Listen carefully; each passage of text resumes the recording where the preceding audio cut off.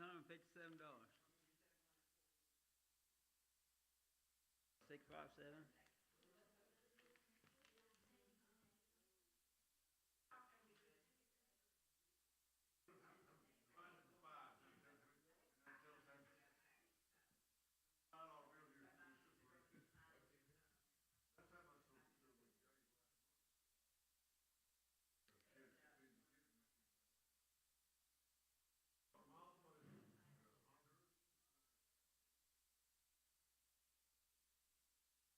No, I don't think it's Honduras.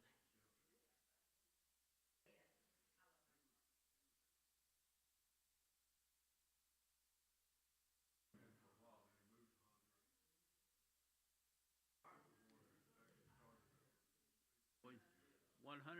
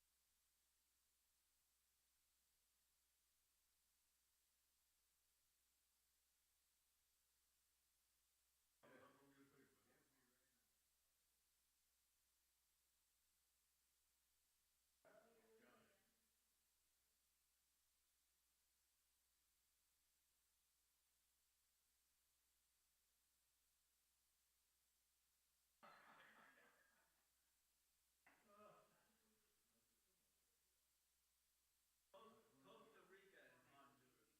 And there was another one.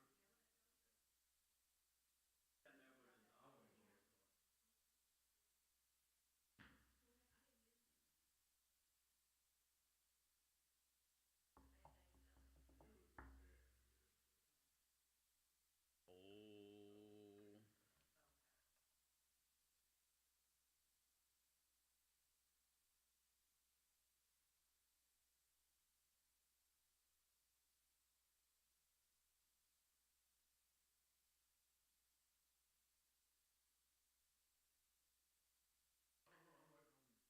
I'm waiting on Larry. Good morning. I went out in the parking lot and checked already, and this is us, okay? This is us today, so anyway.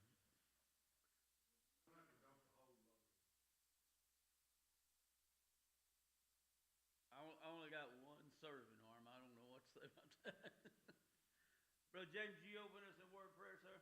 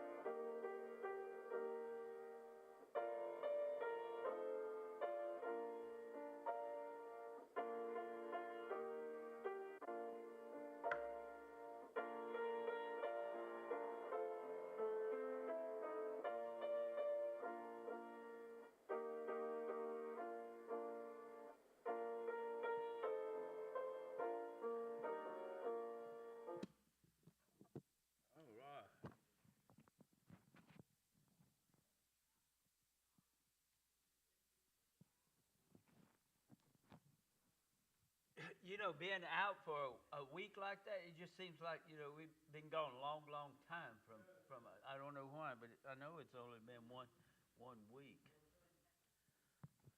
We, now, the children of Israel, we're there in chapter 8, right? We left off at verse 30. Is that where y'all got marked? It helps if we're all on the same place, right? Now, the children of Israel, they continue with their takeover there of the land. Now, they move across the land and they fought how many battles so far? One and a half. All right. Well, I got it up to 3. All right. So the scorecard so far is Israel 2 and Canaanites are 1, right? All right. Israel has the means to take the land. In other words, they have a military might. And also they have the Lord God, right?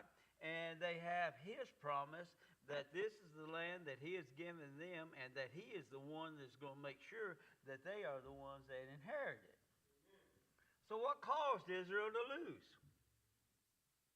Now, number one, they relied on the word of an overconfident man that had gone to view out Ai, right? I mean, that's the only one that he said it would be easy. Just need to send a few. And the second thing that we know, that they had a hidden sin within the camp of Israel, that sin of Achan, right? Now, the third thing, which would have, this is the greatest one that they overlooked, right? And it would have canceled out both the first and the second one, is they failed to inquire in their Lord, right? Now, God would have told Joshua about the hidden sin. He'd also tell them how to deal with it if they had only asked, right? Now, God would have given his battle plan for the city so that they would have had the victory the first time over Ai. Now, Israel owes their God for everything, don't they? Okay? Now, this should never be something that they forget, and they should remember that each and every time they have some kind of an issue to come up. Now, Israel takes a pause here in the conquest of the land. I mean, they have something that they first must do. So let's get into chapter 8 there in verses 30 and 32. And Joshua built an altar unto the Lord of Israel at Mount Ebal. Now, as Moses, the servant of the Lord, commanded the children of Israel, as it is written in the book of the law of Moses, an altar of whole stones, over which no man had lifted up any iron, and they offered their own burnt offerings unto the Lord, and sacrificed peace offerings. And he wrote there upon the stones a copy of the law of Moses, which he wrote in the presence of the children of Israel. All right, now the children of Israel, like I said, they've been on the move, haven't they? Right? They went from Ai, and now they go to Mount Ebal, which is adjacent to Mount Gersom, right, of which would make a valley between the two mountains, right? So you would kind of think, right? Now, Jericho's down here, isn't it? You know? And here's Gilead. And Gilead, that's where they've been making their camp, right? And now they said they went to Mount Ebal, right? If you go up here to Shechem, right, Mount Ebal's way up here. So the children of Israel gone from way down here, right, and they moved up here to Mount Ebal. Okay? That just seems a little bit, out of the way, but they have a purpose there, right? Now here Joshua, he built an altar according to what Moses, all right? Moses, by the Lord their God, had commanded, all right? Now, for this understanding of this commandment here, we need to turn over to Deuteronomy in chapter 27, and we're going to look at verses 1 and 8.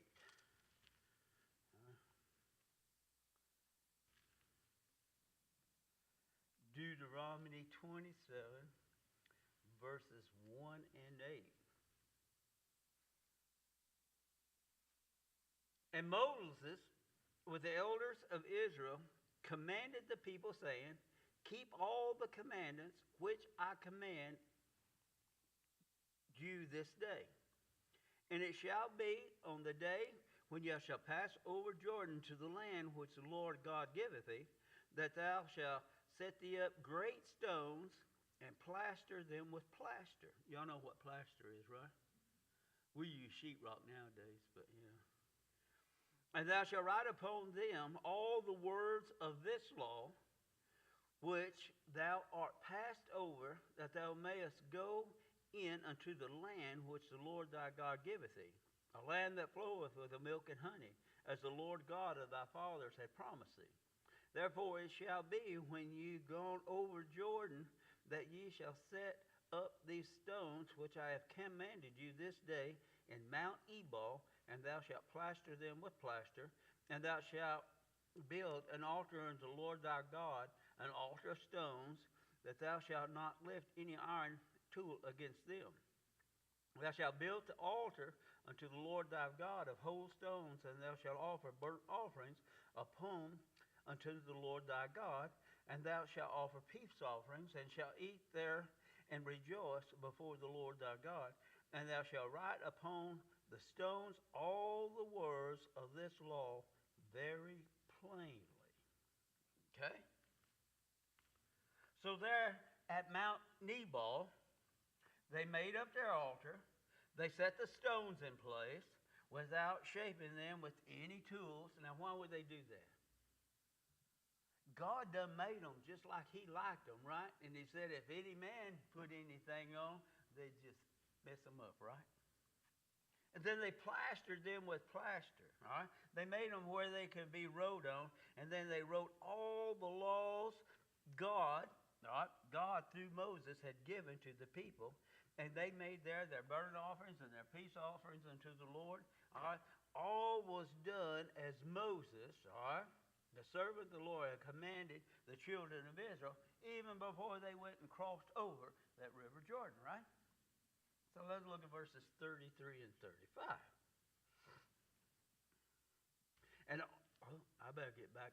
Yeah, okay.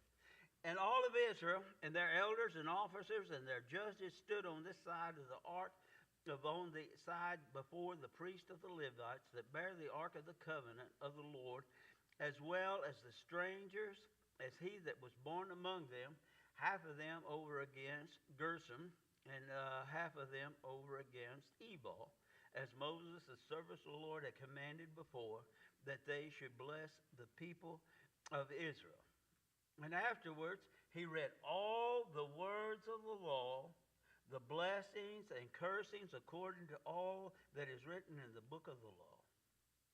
There was not a word of which that Moses commanded, which Joshua read not before all the congregation of Israel, with the women and the little ones and the strangers that were the conservation among them. All right?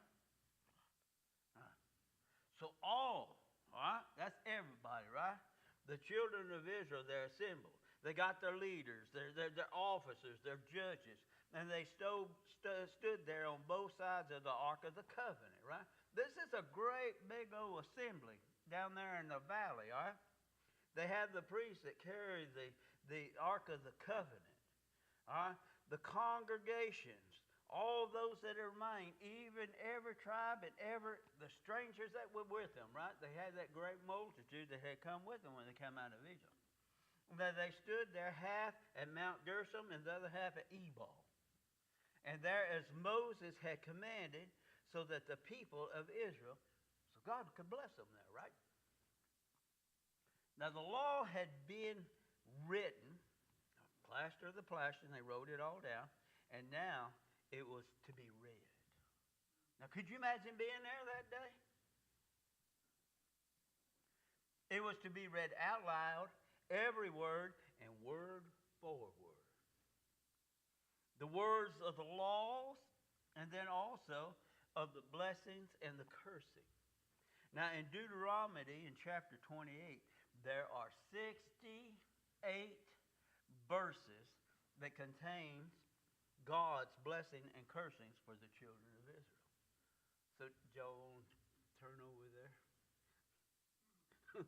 No, we're going to pass that part of it. All right. We're not going to read them at this time. But we do have the understanding that when God's people were obedient to their God, they received God's what? Blessings, right? And when they were disobedient to their God, they put themselves under God's curses, right? Pretty simple, right? Now Joshua read every word as Moses has commanded, and all the congregation of the children of Israel, everybody heard them, right? The men, the women, the children, and anybody else that just happened to be traveling with them, all right, they all heard. So they all know of how they can obtain God's blessings, right? And they also know if they receive God's curses, they had nobody to blame but themselves. So they were all without an excuse, right? Now the children of Israel, when entering Canaan, they camped at Gilgal. Remember we saw that on the map? They camped there at Gilgal, and they conquered the cities of Jericho and Ai, and now they moved 30 miles northward up to Ebal. But it still seems here that Gilgal is going to remain their base camp. So they just went up there and then returned back. Now the news of Israel's victory has spread across the land of Canaan. And their whereabouts are made known. So what's next for Israel to conquer, right? Right? And what are these kings of Canaan going to do? So let's look at verse number 9 there in verses 1 and 2. So it came to pass when all the kings which were on the side of Jordan, in the hills and in the valleys and all over the coast of the great sea over against Lebanon, the Hittites and the Amorites and the Canaanites and the Perizzites and the Hivites and the Jebusites heard thereof, that they gathered themselves together to fight with Joshua and with Israel with one accord. All right? The kings there of the land of Canaan. Now we're talking about the Mediterranean Sea to the west, to Lebanon. That's all the way up north, right? All the ites, all them ites. Y'all know who the ites are. I don't have to read them over now. But the ites of Canaan, north, south, east, and west, they want protection from Israel, don't they? They form an alliance to fight against Joshua and Israel. Their thinking is greater number means greater protection. That's man's thinking, right? And the thinking of man at times sure can be surprising. Now remember we talked about the tools of wars for the days? The sword, right? A spear. And then if you're lucky, you got a shield for protection, right? I mean, the greatest war machine to be possessed was the horse and the chariot. Now, do you think these kings of Canaan are forgetting about someone in this alliance that they're coming together there to fight against Israel? I mean, how about the one that heaped up and cut off the waters of the River Jordan, right? How are they going to defend against something like that, right? God heaped them up, and Israel walked across there on the dry land, right? And how about the one that caused the walls there of Jericho to come tumbling down? Now, how is a sword, right? That's nothing but a stick of iron that's been sharpened, right? Right? A stick with a pointy end on it, right?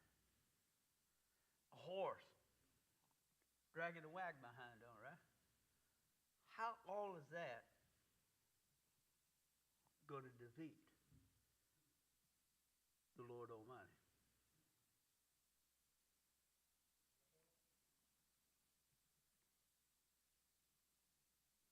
Now there are some there in the land of Canaan that's a little more cunning, okay? And they have a different plan to deal with Israel instead of fighting against them, their army, and and also their God. So let's look in verses 3 to 6. And when the inhabitants of Gibeon heard that Joshua had done into Jericho and to Ai, they did work wildly. And they went up and made as if they had been ambassadors, and took old sacks upon their asses, wine bottles, old and rent and bound up, and old shoes, and clouded them upon their feet. Now, y'all know what clouded means? You ever had to, when your shoes get so wore out, you got to take rags and kind of wrap them around the shoe to kind of hold them back to your feet? Well, that's kind of what clouded means there. They had to wrap something to hold their shoes back on their feet. But they had their old shoes and clouded them upon their feet, and old garments on them, and all the bread of their possessions was dry and moldy. And they went up to Joshua into the camp of Gilgal, and said unto them to go to the men of Israel, we be come from a far country.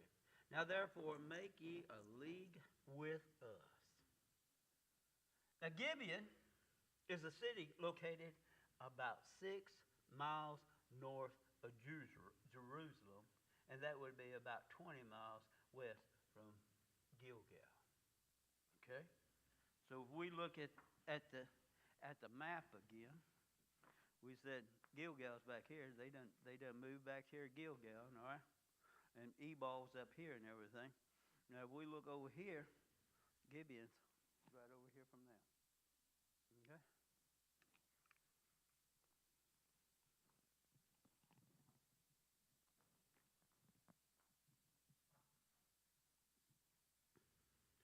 Now Gibeon means high town or high hill.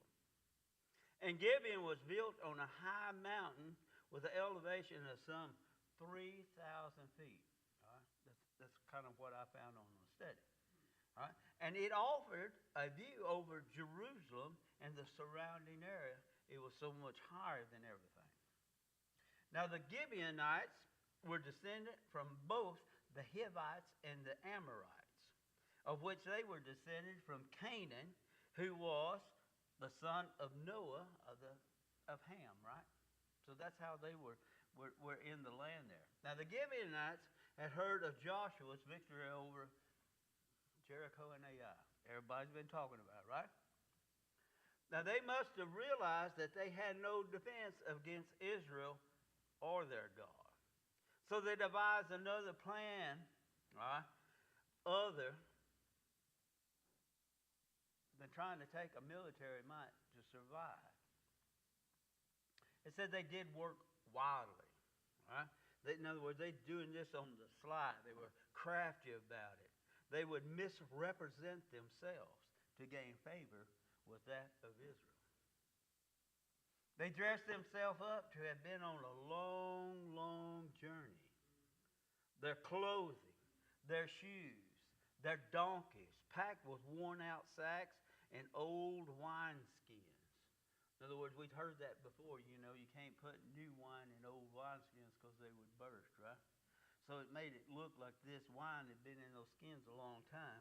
Everything was rent and torn, okay? Even the food that they had was dry and moldy. In other words, they left nothing to chance that would have showed them that they maybe came from a city that was just only 20 miles away. Now they come to Joshua there at Gilgal, and they come deceiving as ambassadors from a far-off country there, asking to make a league with Israel. Huh? Verse number 7. And the men of Israel said unto the Hivites, Peradventure, ye dwell among us, and how shall we make a league with you? Now when things just don't feel right, you know, you get that gut feeling. And when things just don't sound right, and when things seem too good to be true, now those should be like red flags, right? Like warnings going off, right?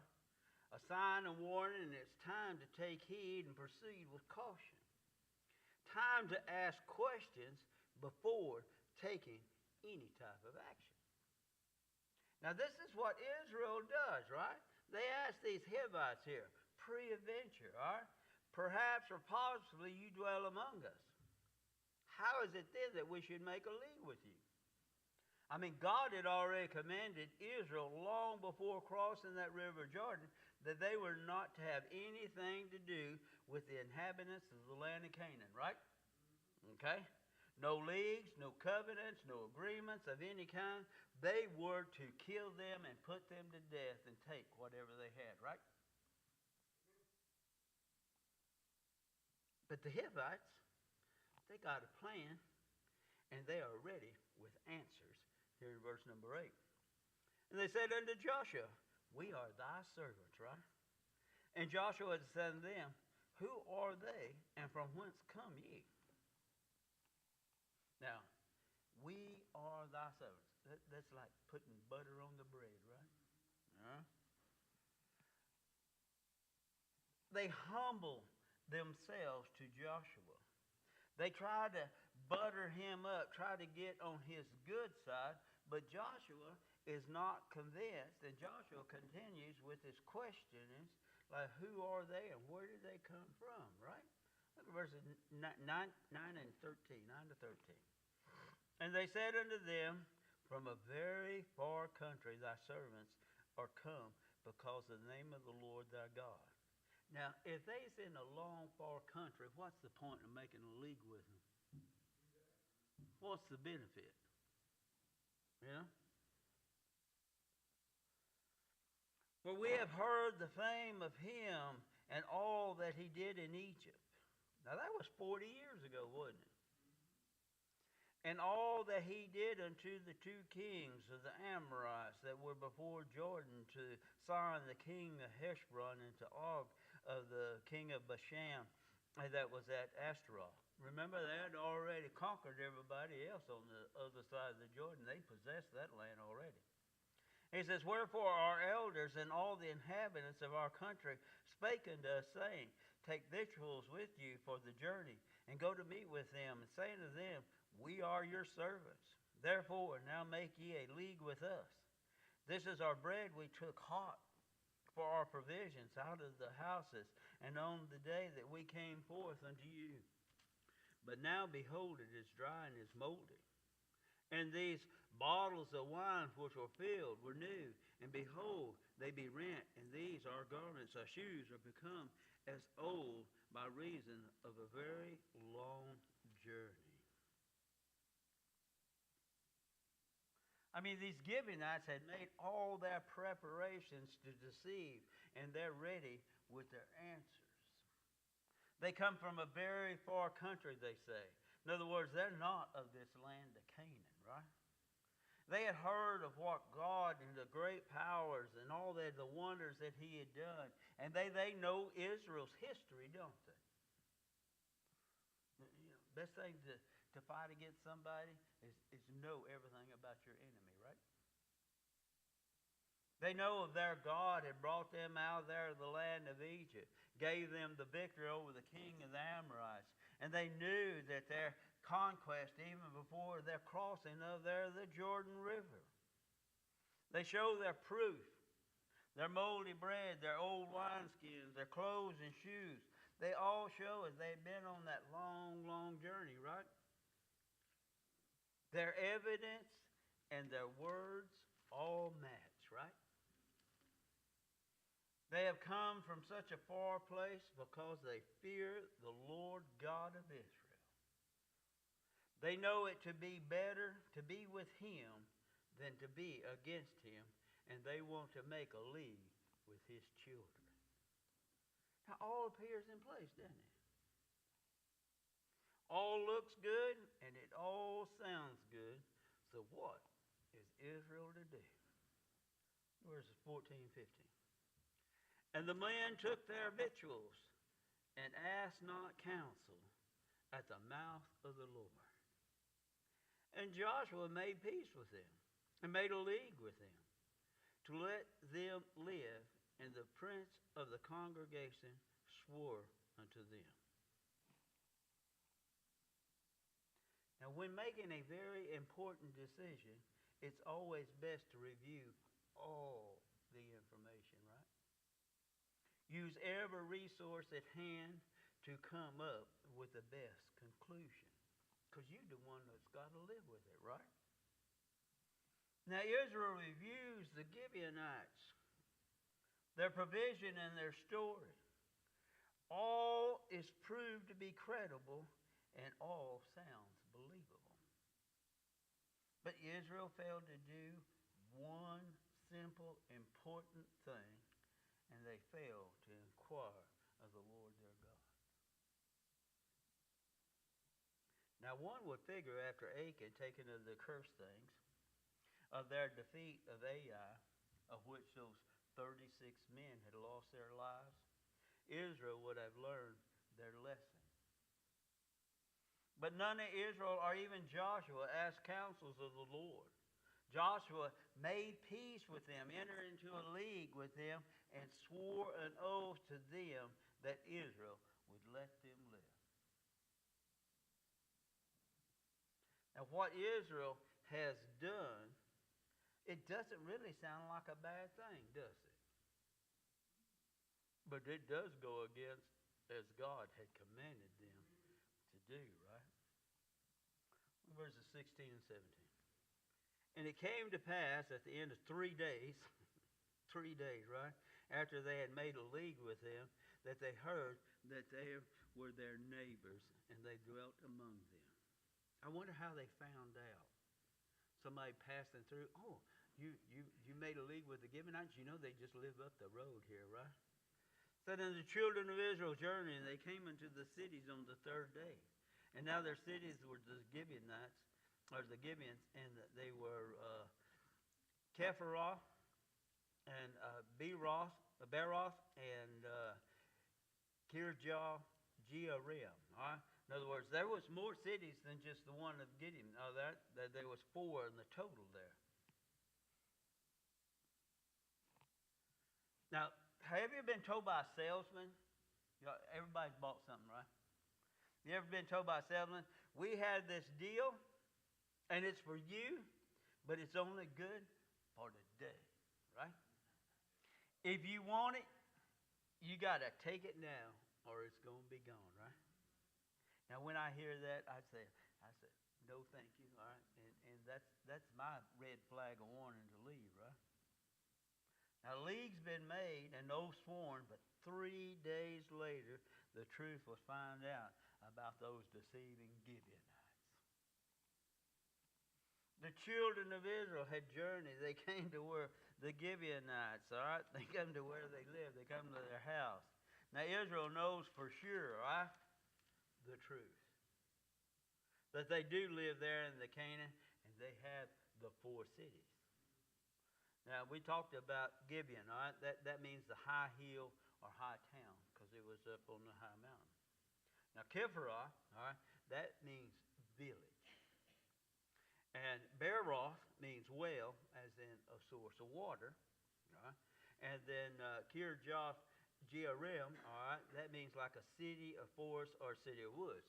So that kind of gives you the understanding that that must be a pretty prosperous area to have those different things.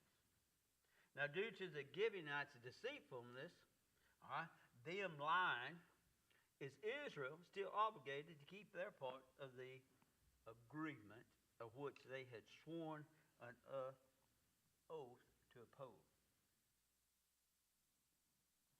Let's look and see what it says in verse 18. And the children of Israel smote them not, because the prince of the congregation had sworn unto them by the Lord God of Israel. And all the congregation murmured against the princes. Now, God had commanded Israel before, if they had sworn an oath, they were bound to keep the oath, or God would hold them responsible for them breaking their oath. Y'all remember us reading over those things? All right. Now, I remember back when my working days, that seems further and further away, right? But any contract that I negotiated for the company, a 30-day out was required. Okay? Either party could give a written 30-day notice, and after that 30-day period, the contract would be null and void. Right? And it didn't have to state any reason for terminating the contract.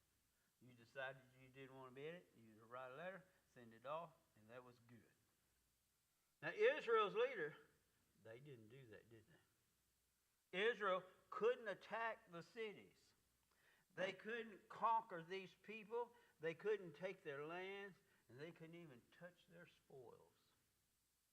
Israel's leader had sworn an oath by the Lord God of Israel.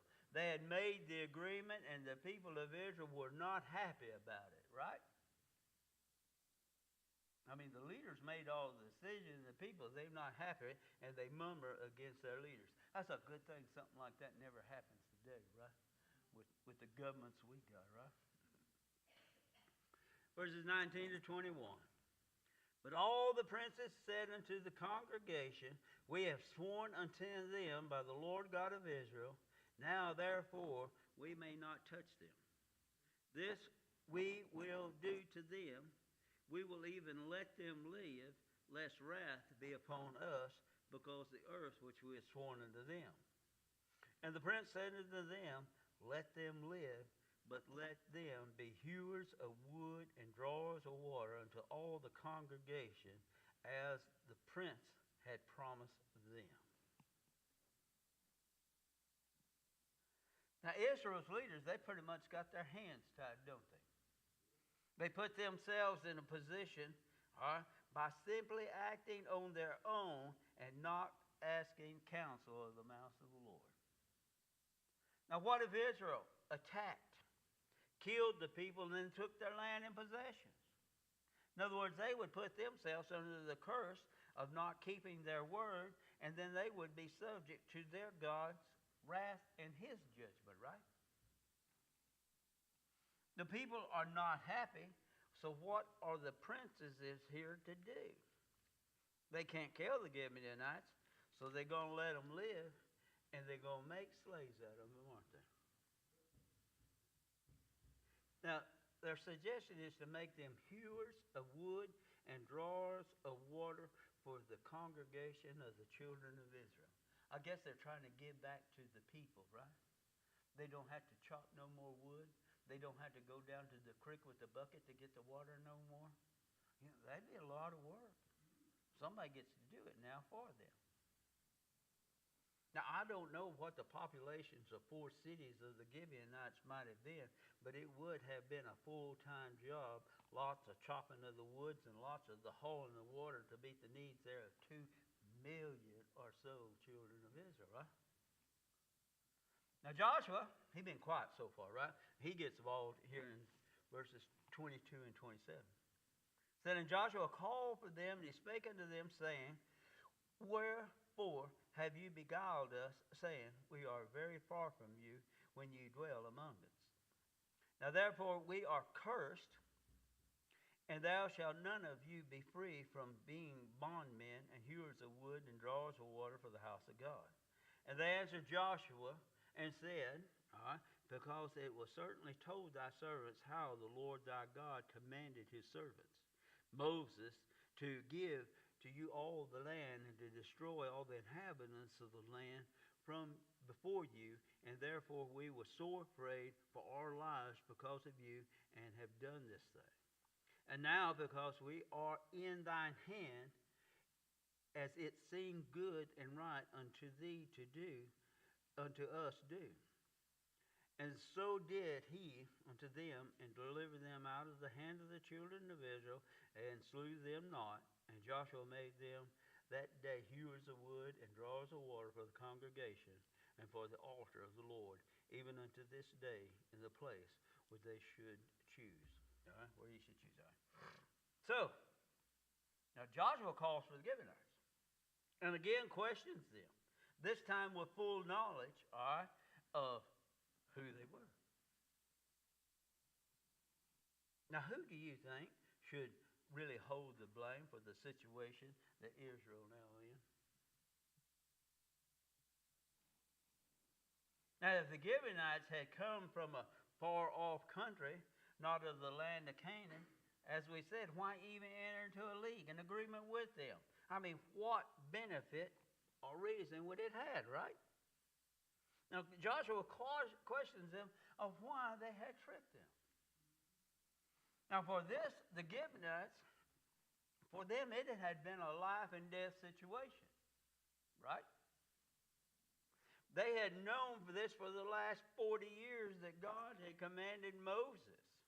Now, they were facing a death sentence, and they feared for their lives, and they saw this as their only option. The Gibeonites stand before Joshua, and they tell him, as it seemed good and right unto thee to do unto us, do it. Right? Now, Joshua can't do as God had commanded, kill them and take their land. And Joshua has no one to blame but himself, because he failed to inquire of his Lord. So Joshua confirms that they're going to be the slaves. They're going to be servants. They're going to be the hewer of the woods and the drawer of the waters for the congregation and for also that of the altar of the Lord. Now, do you think Joshua and Israel have learned their lesson about what they should be doing and inquiring of when they run into any situations? You must be reading ahead, huh? Brother Biggerstaff, would you close this a word in prayer?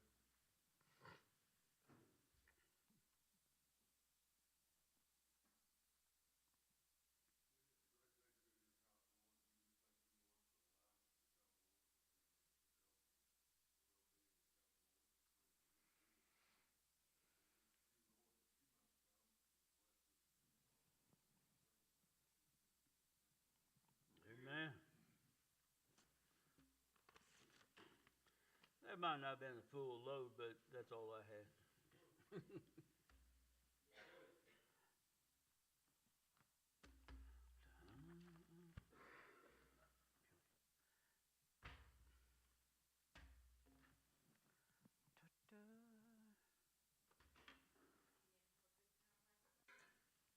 Yes, we enjoyed ourselves.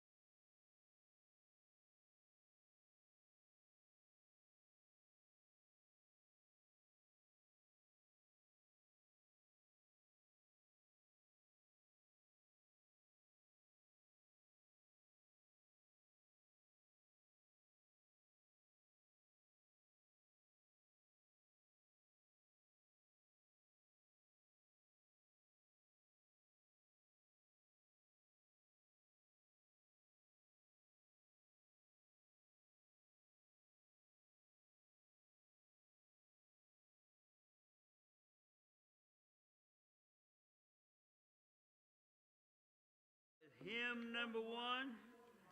Hymn number 1.